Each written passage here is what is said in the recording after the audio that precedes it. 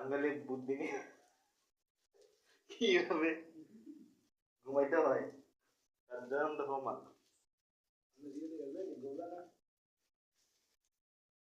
কিভাবে ডিম সিদ্ধ করতে হয় আপনার দেখে রাখুন, কাজে লাগবে।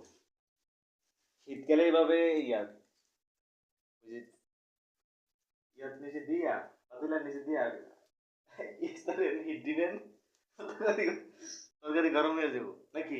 হুম হুম দর্শক অসাধারণ।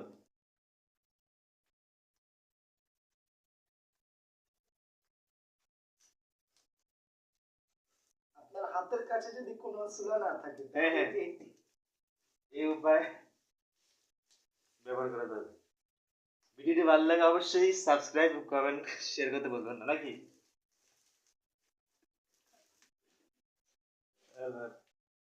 বেশি লোক